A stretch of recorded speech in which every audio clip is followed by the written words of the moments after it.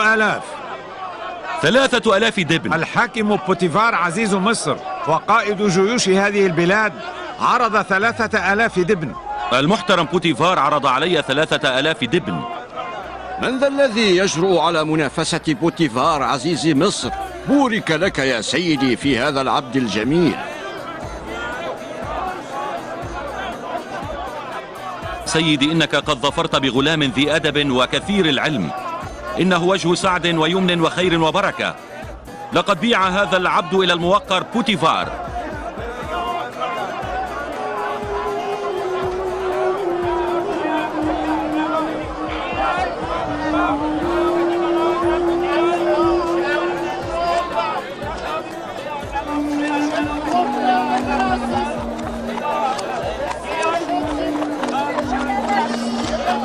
انطلق.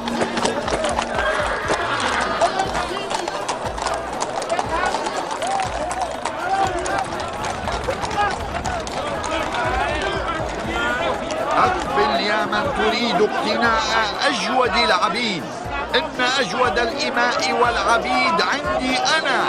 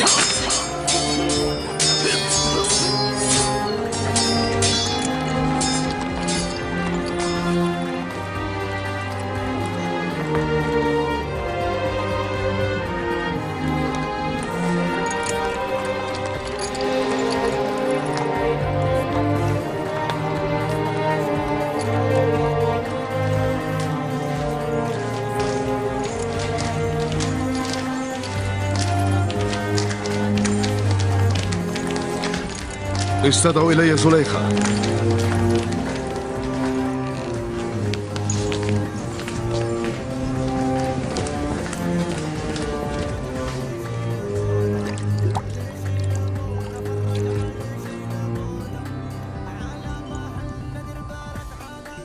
من أين ظفرت بهذه الجوهرة الفريدة يا عالي المقام؟ اشتريتها بثمن يفوق السحاب. أيا كان الثمن الذي أنفقته فيها فهو يسير. حري بذاك الأحمق الذي يزهد بجوهرة كهذه فيبيعها أن يطمر في جوف الثرى ويجاور الموتى. الخلق تبيع الجوار والعبيد لتظفر بالذهب، لكن هذا النخاس الجاهل باع جوهرة بحفنة من تراب. يا له من خاسر. هذا من كرمك، فأنا لست أكثر من عبد. مرحا بورودك إلى قصر بوتيفار يا ولدي العزيز. أشكرك يا عالي المقام. اشتقت إلي وقد وصلت الآن؟ أود أن أعرف العلة التي استدعيتني لأجلها. هل تقبلين مني هذه الهدية؟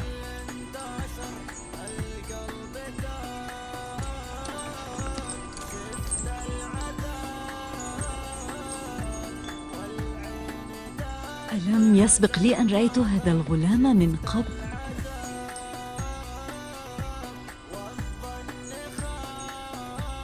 لربما في عالم رؤيا أو ربما لا أعرف، لكن وجهه ليس غريبا علي.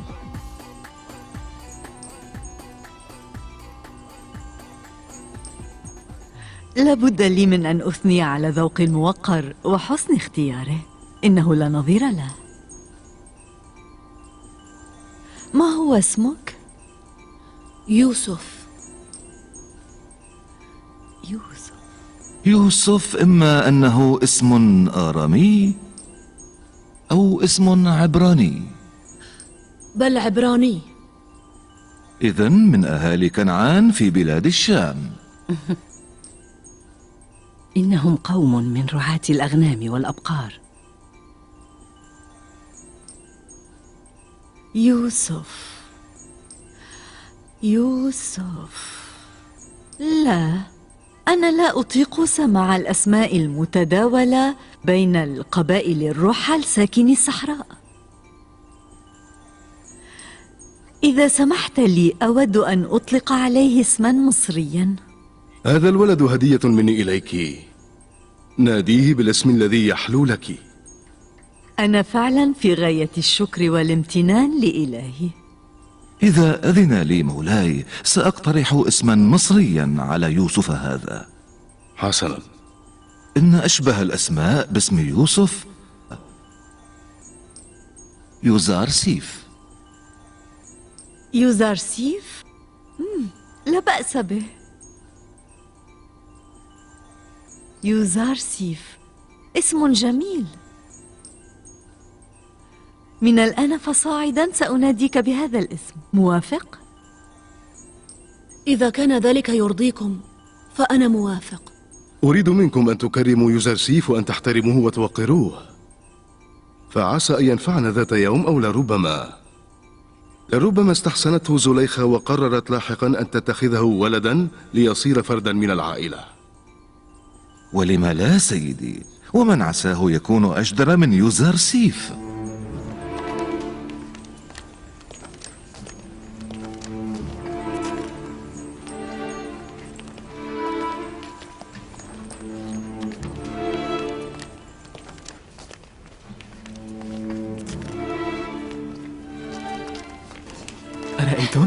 أرأيتن ما أجمل وجهه؟ لم تقع عيني على غلام بمثل جماله قط. أيعقل أن يكون عبدا؟ ملامح وجهه لا توحي بالعبودية. هذه هي حجرتك، هل تعجبك؟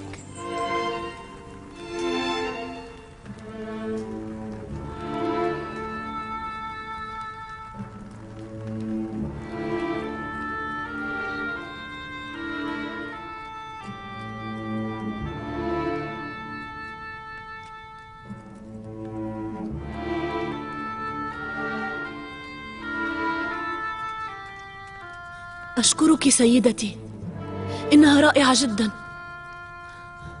أعد ليوزارسيف كل ما يحتاجه من وسائل الراحة.